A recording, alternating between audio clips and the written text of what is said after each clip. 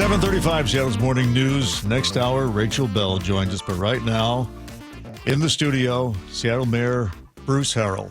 Welcome. What brings you here today? You. Simply put, with all of these great morning radio voices, I'm breaking my no talking for 8 o'clock rule, by the way, so I'll try to be I good. didn't know you had a no talking before 8 o'clock rule. Yes, I'll try to just read. Read? That's a good policy. I'm really excited to see you, though, David. I know this is a big day for all of us to get you out of here. Yeah, I know. You can see Charlie's just salivating over there. So, how are things going? Things are good. At some point, I'd like to read a proclamation that goes into our official history books about you. Should that be before I ask you the tough questions or after I ask you the tough questions? After, so I could close. Our great listeners, they want to go off on a high note. Okay, I got you. Well, then, the only thing I wanted to ask you, since this is my last opportunity as an official member of the news media to ask you, is have you gotten any warnings, from Washington, D.C. about what you should be prepared for on account of the city's sanctuary status? Good question.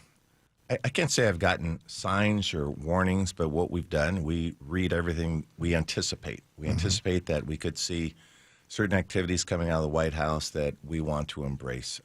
We want to make sure we're protecting certain communities. And so working with regional leaders and state leaders, we're planning on how to be nimble to react and adjust. Do you think we have something to worry about?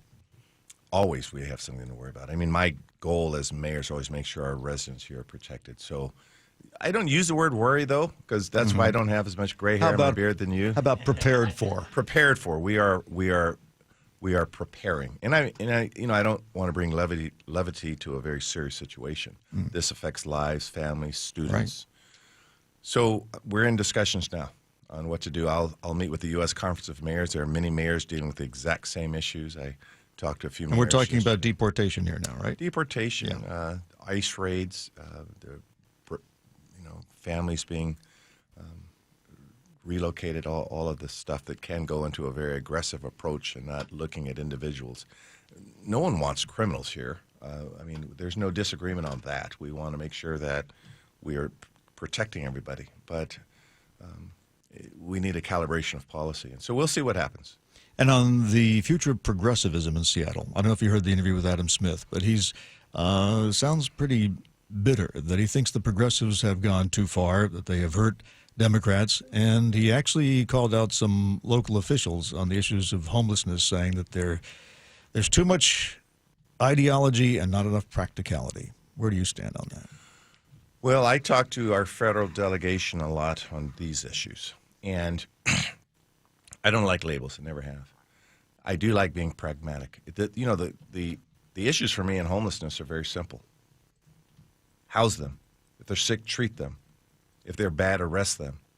If the area's dirty, clean them. It doesn't have to be overly complex with unnecessary labels, and you have to be aggressive in this approach. So, aggressive, conservative, liberal, these terms have been around forever, and I just sort of stay away from them because I do like practical action. I don't like people who just delve in ideology and they don't get anything done.